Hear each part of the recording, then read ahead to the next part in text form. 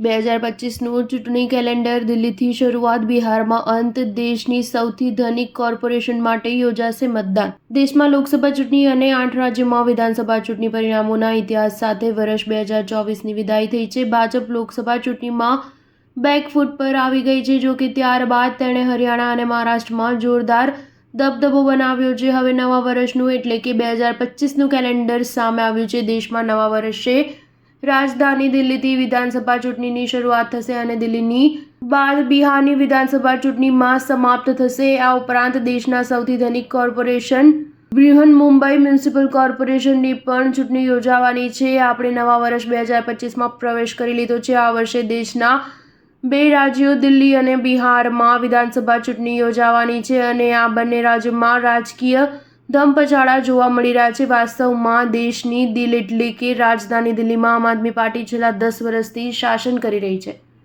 અને તેને શાસન પરથી ઉખેડી કાઢવા માટે ભાજપ ભરપૂર પ્રયાસો કરી રહી છે. બીજી તરફ બિહારમાં જેડીયુના નેતા નીતિશ કુમાર લાંબા સમયથી શાસન જમાવીને બેઠા છે.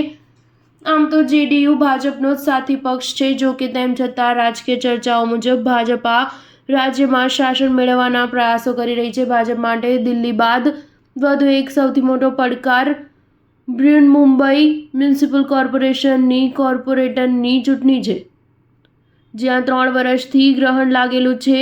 ભાજપ દિલ્હીમાં પોતાના દમ પર આમ આદમી પાર્ટી અને કોંગ્રેસ સામે મુકાબલો કરશે, જ્યારે બિહારમાં પોતાની સાથી પક્ષના સહારે ચૂંટણી મેદાનમાં ઉતરશે. ભાજપ છેલ્લા 27 વર્ષથી દિલ્હીમાં સત્તા મેળવી શકી નથી. આ ઉપરાંત ભાજપ બિહારમાં પણ આત્મનિર્ભર બની શકી નથી. વર્ષ 2025માં મુંબઈની સિવિક બોડી BMCની ચૂંટણી યોજાવાની છે. સ્ટાર ન્યૂઝ 7 હંમેશા સચ્ચાઈની સાથે.